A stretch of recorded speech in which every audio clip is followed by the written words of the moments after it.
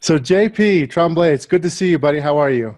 Good. How are you doing on this snowy Colorado morning, Lewis? You know what? It's actually a pretty sunny day in our world today because the market has been rocky and our portfolios are up over 1% today. So I have to smile today. Absolutely, and that's a great sign, and that's what we want to talk about today, I think. Yeah, today our topic is going to be about earnings because we're in earnings season now. And I pulled up a bunch of statistics. I pulled up the Russell 1000 and just looked at the trend in the earnings. You know, all the stocks and I pulled them all up and said, okay, when are they reporting? What has been the trend of the analysts over the last 7 days, 30 days, 60 days, 90 days, 180 days? And what are they anticipating right now? What's kind of baked in the cake?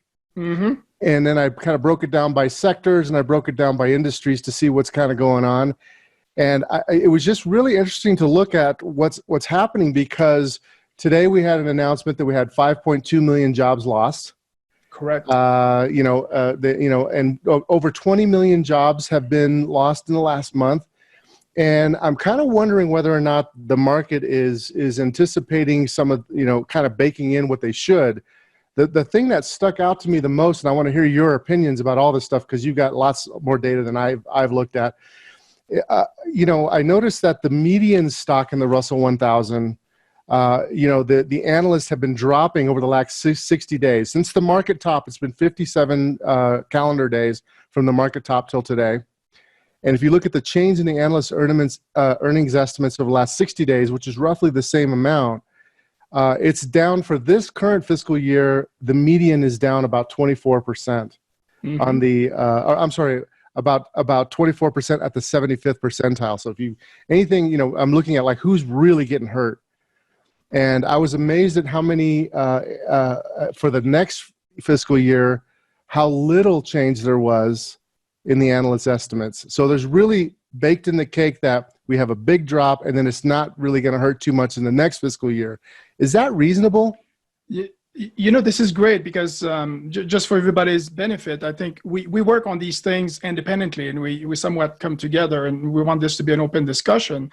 So sometimes we surprise each other, but I think we came to the same conclusion this time where the market is currently adjusting for a relatively mild. I mean, when you look at it, like you said, the analyst expectation right now went down about, for it to be down 12.3% from an up 6.3% for the first quarter. That was revisions, but then very mild going. If you go into Q3 and Q4 is only down 11% and down 3.5% for Q4, which when you compare that to prior recession is certainly milder than 2008 and even milder than a what you call your garden variety recession of 1991. So are you looking at the S&P 500 earnings? Yeah, this is the 500 earnings. So, okay, that's good. I did the Russell 1000 and I broke each stock, but that's fine. We're still looking at this roughly the same exactly. stock. So I think you looked a little deeper or different or broader, but I think the conclusions are the same. So right now, it's exactly what's puzzling is, and I think the market might be in a tug of war over that, which is how deep is it going to be? And right now I assume we seem to be pricing in not enough maybe of an impact, right? So, and also the length or the lasting impact of it, which also I believe might be underestimated in many ways. When you start thinking about, if you want to be specific here, I mean, you're talking about some industries that will be, structurally impacted going forward. I mean, whether it's airlines that need a bailout, whether it's the retailers where we start. Yeah, before we get into industries, let's just do a big backdrop if you don't mind. Yep. Let's just start from the high level and then we'll dive in if you don't mind, just because I want to put some context to this. Yep. Right now at the 50th percentile, the PE for this fiscal year is 17. Mm-hmm. And so at the 25th percentile, it's 11. So 75% of the companies traded on the Russell 1000 are trading at a multiple to earnings expected for this current year of 11 or greater. So it's not too bad. As price to sales as median's 2, enterprise value to EBITDA is 11, So my take on that is, given where interest rates are right now, it's not too bad of a multiple being too high, but it's also not necessarily cheap, right? Or what do you think on that? That's kind of my take. What do you think?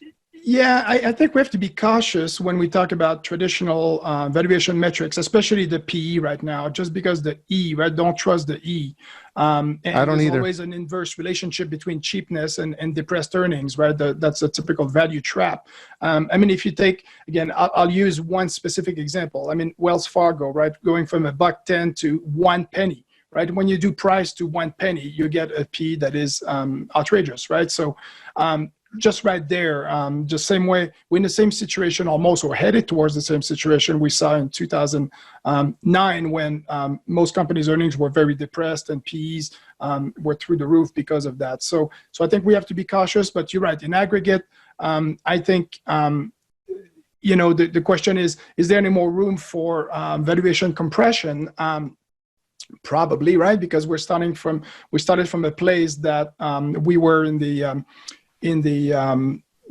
upper one standard deviation away from the long-term average, the 25-year average, to now something that is a lot more reasonable towards the median of at least the 25. Yeah, and this is where the indexers, I think, start losing their edge, because if you look, like right now, in the next 15 days, about half of the Russell 1000 will be reporting. Mm-hmm. And then in the next 21 days, calendar days, we'll have 75% of them reported. Next 55 days, 95%. So we've got a bunch of stuff going to hit us in the big companies. The Russell 1000 is really, the 500 plus the mid 400, and that's pretty much the bulk of the U.S. market. So when I look at this and I say, okay, we've got a lot of stuff going to hit us, and then you kind of drill down by company, sector by sector.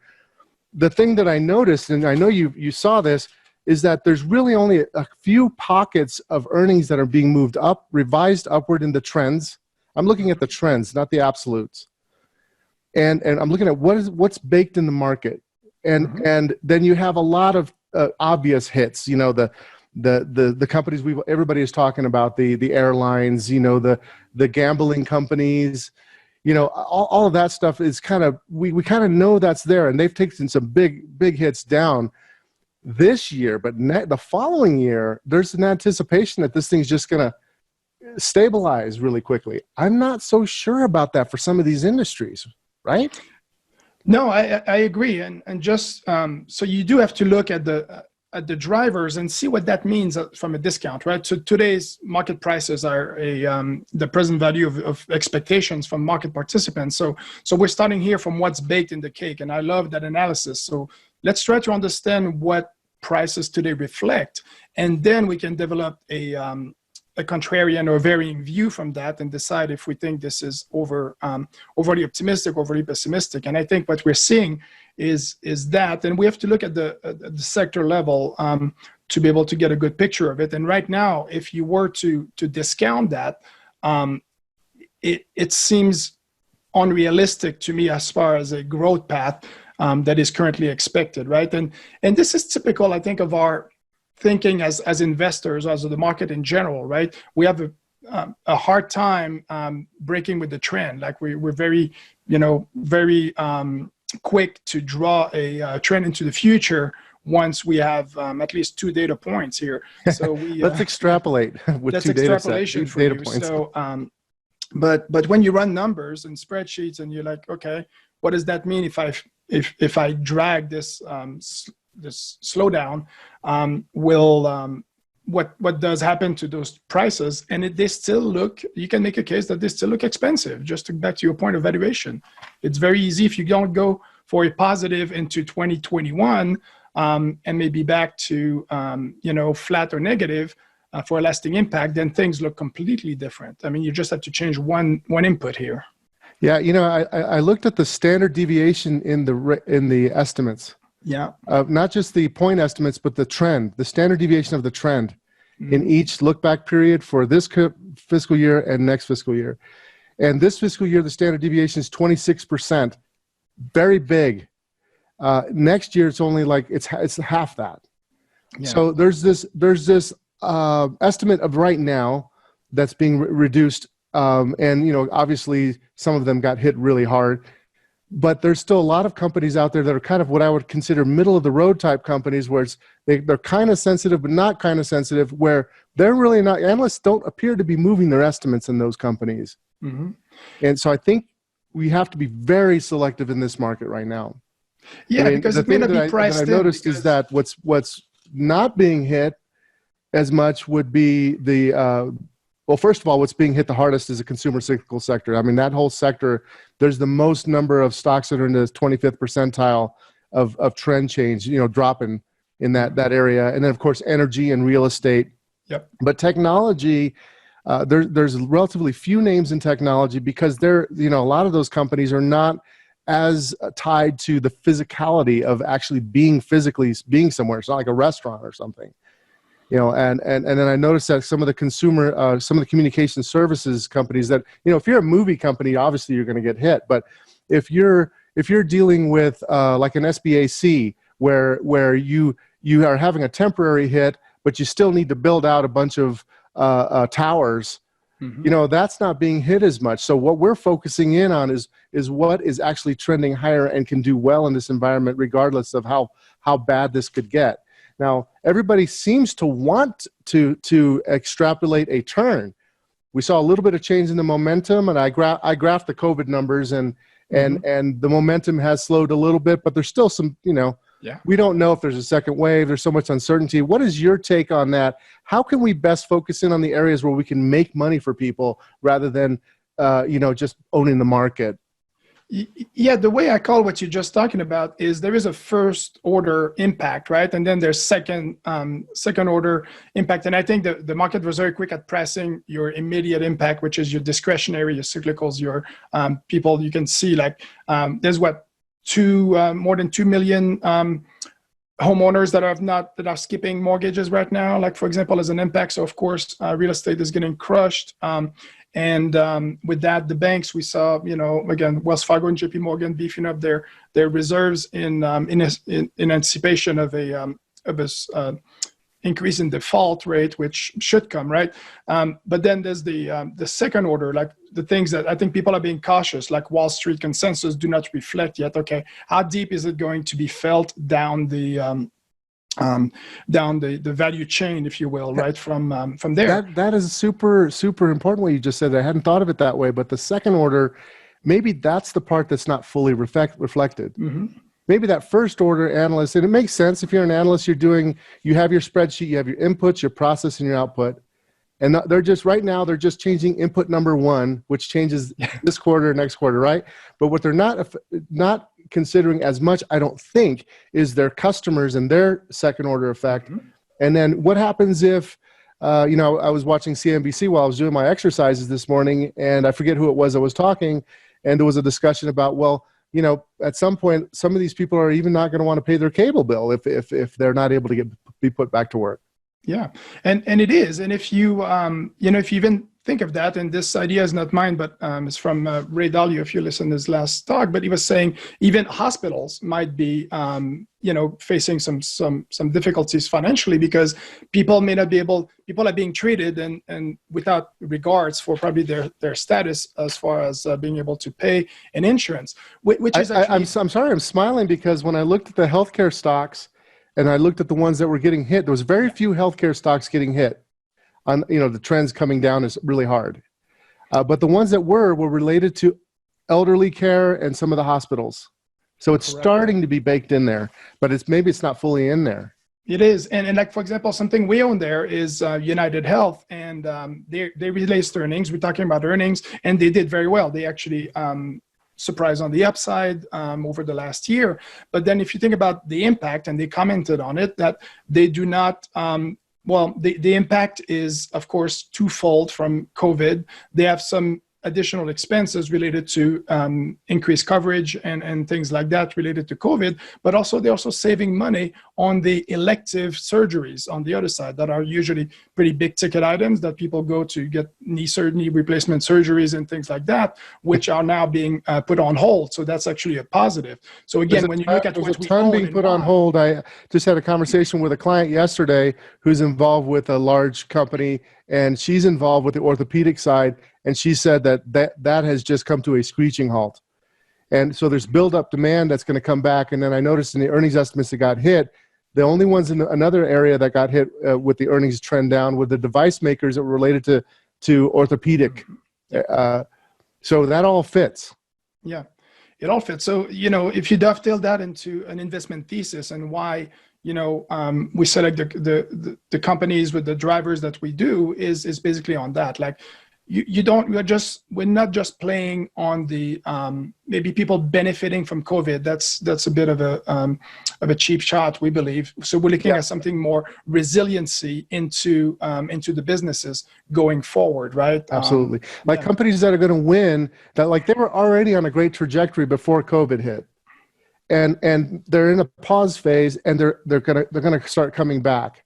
Mm-hmm. That's really what we want to see: sustainable growth, quality companies that can do well. They were already doing well before, and the market just kind of hit them for a sideline. Mm-hmm.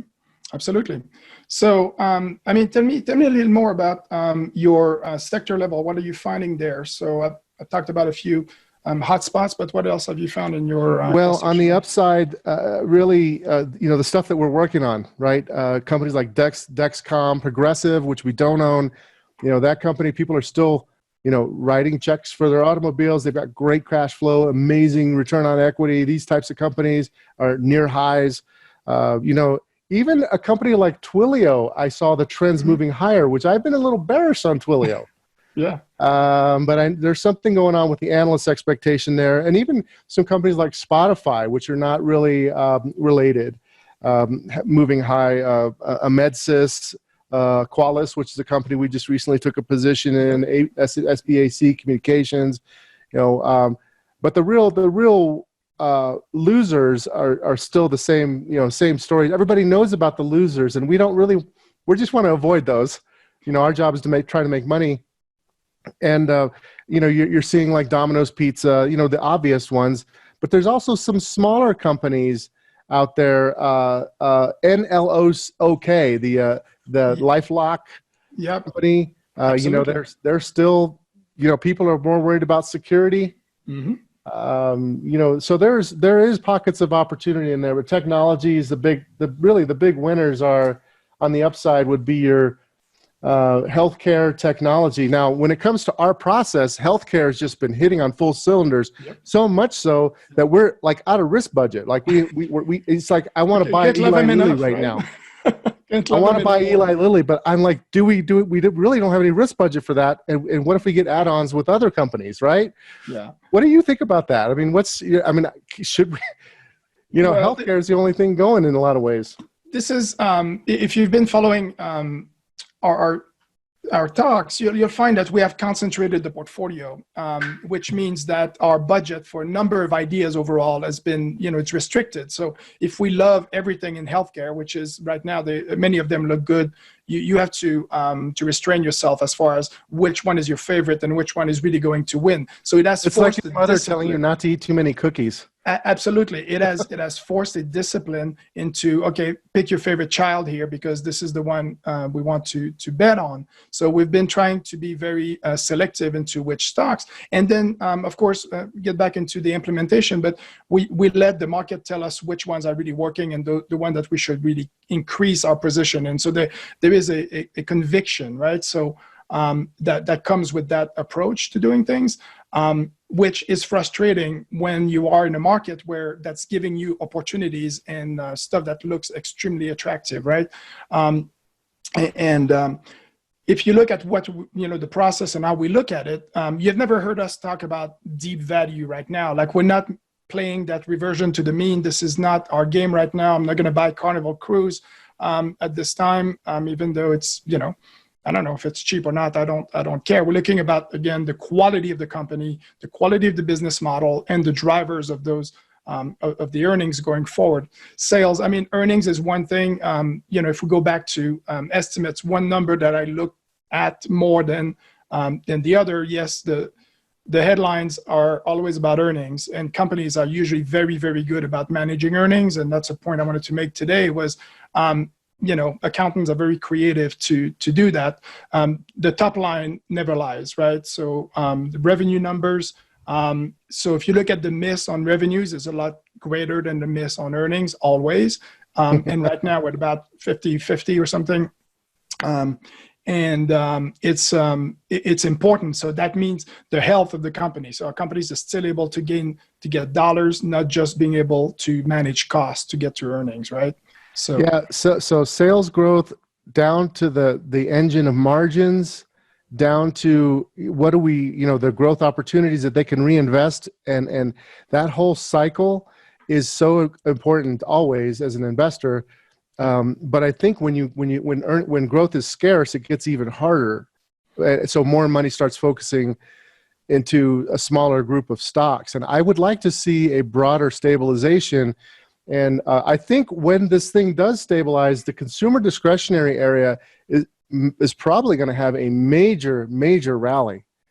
Because there's value in there. And some of these companies that we talked about, like the medical companies that are not doing surgery right now and they're getting hit right now, well, those people are going to go back to have your surgery. If my knee is hurt and I'm not going right now because of the COVID, I'm going to go back as soon as it stabilizes. So I think those companies, we're going to see some stuff that's going to pop up in the value area. And I told one of my longtime friends, I won't mention his name, who's a deep value guy, I told him, I said, you're going to start making a lot of money. Don't let it get to your head.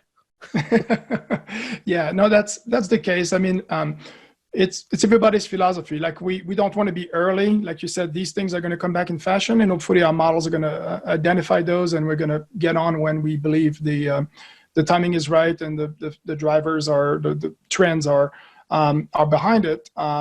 There won't be the same names, right? What we own in 6 to 12 months will be very different than probably what we own today, even though we do hope to ride multi-year trends in the companies that are gaining cloud and gaining market share, right? I mean, let's go back to fundamentals here.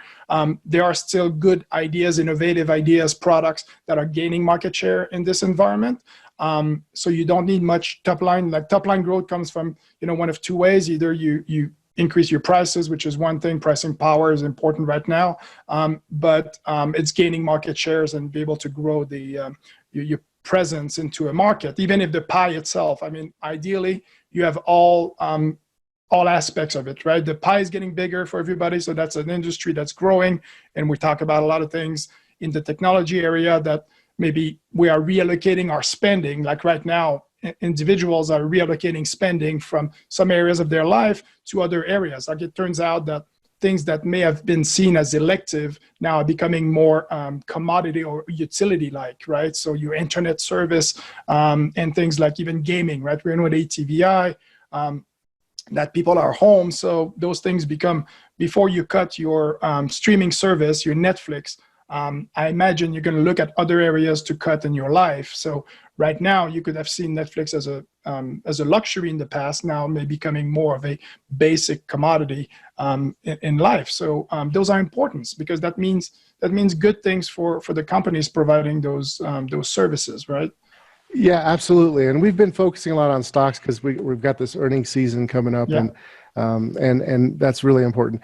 Just as a sidebar, though, there's gold, long bond, tips, that stuff on days that the markets are coming down, they have been helping us and in performance wise. And I noticed this morning that we had a breakout in the long bond again.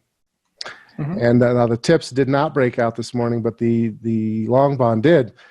And so that's something to keep an eye on. We also, a lot of the gold stocks are extended from their bases right now. I'm expecting some pullbacks on some of these issues that are outside of the buy range right now. So, we'll probably pick up some more of these issues if they come back to those buy points. Yeah, it's certainly can talk about overall portfolio diversification. So we look at ideas across the spectrum of what we invest in, right? So, and we allocate capital accordingly to those to the risk and return of these opportunities. So that gives you a much more again, we're trying to look at things from a much more absolute return driven to the extent that we can in a long only portfolio for our clients. But I believe we pay extreme attention to correlations and be able to diversify across drivers, across asset class to the extent possible, and that. So I love the way we look at things. And right now we're seeing, it should be. There's also the idea, right? I mean, we try to talk about the investment thesis. There should be what I call intuition behind what should work well. I mean, those things should make sense, but then not be stubborn about it and let the market tell you what currently is working. So that reminds me of George Soros, because that's probably one of the first things that ever got my attention as a young investment guy, was the thought that George Soros talks about having a thesis and then testing a thesis. The reflexivity. And then the thesis will prove you right in the market.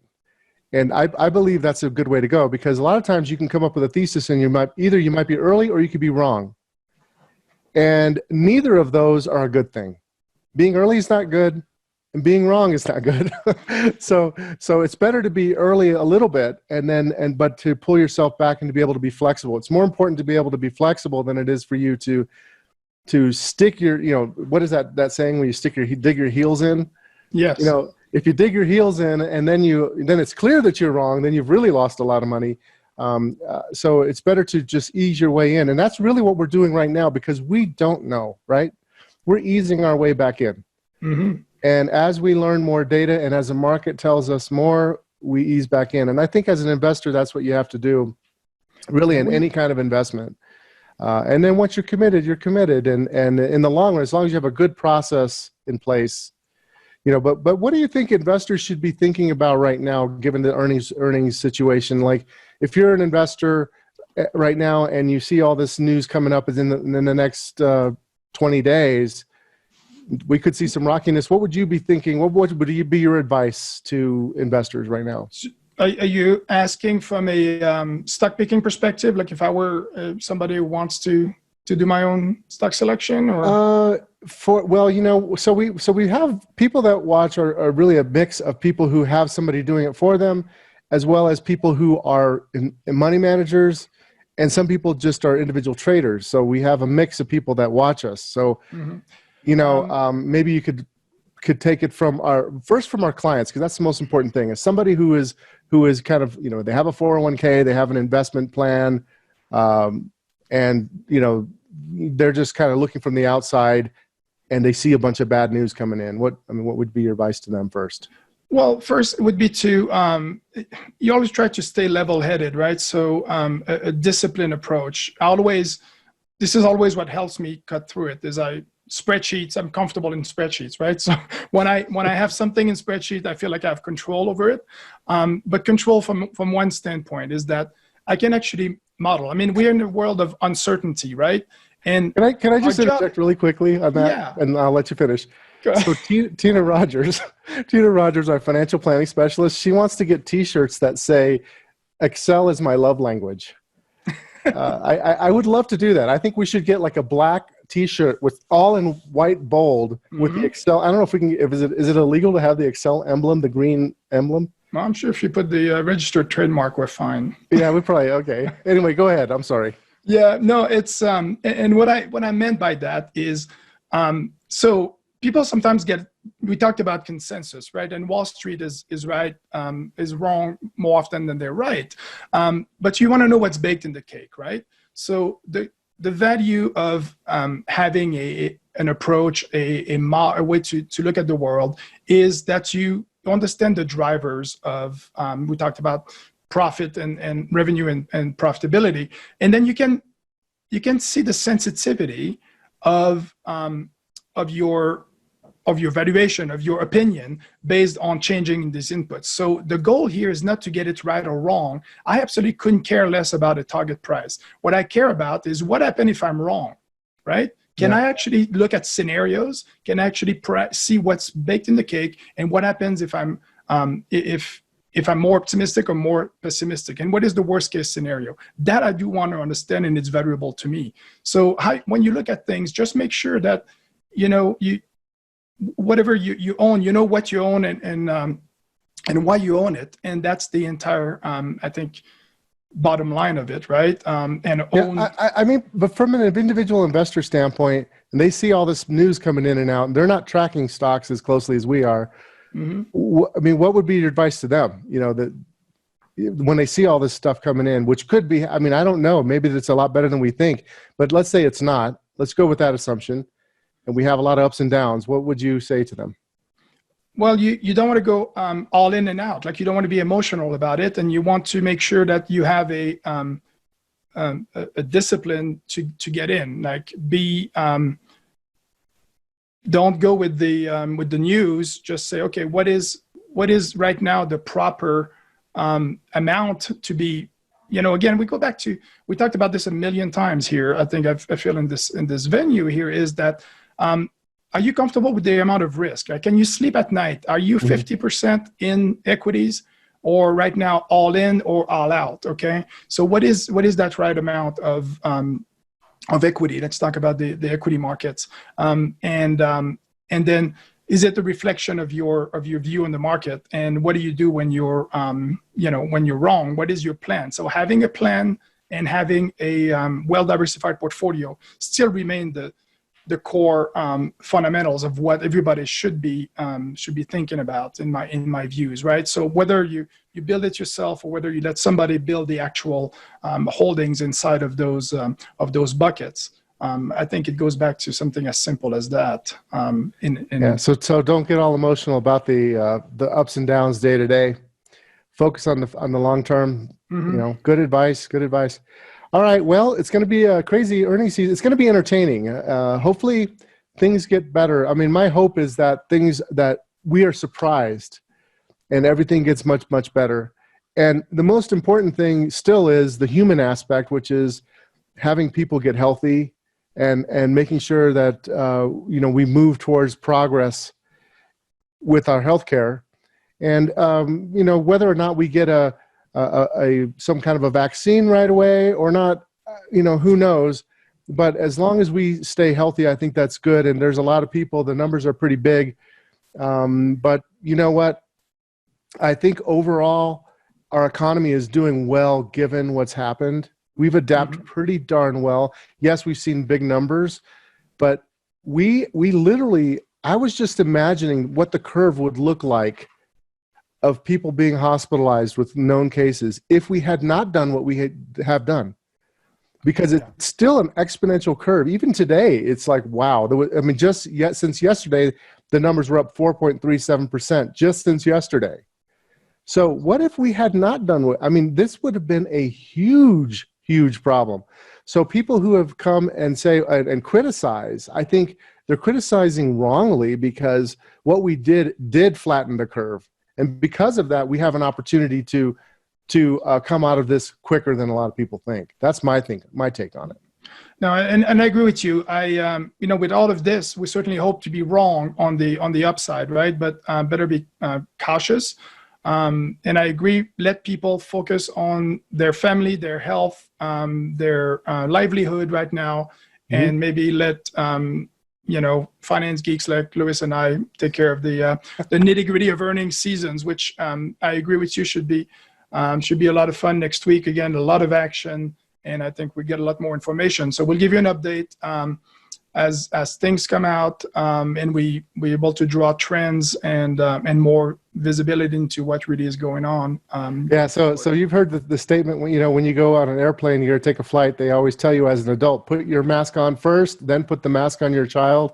I think that's what we need to do. Put our mask on first, each and individual family, put on your mask, and then deal about everybody else. So, But thanks a lot, JP. I appreciate it. It'll be interesting, and we'll have to do a recap after the season's over to see kind of how it all landed out. Absolutely. Looking forward to the next update. Thank you. All right. Talk to you soon. Talk to you soon. Have a good day. Bye.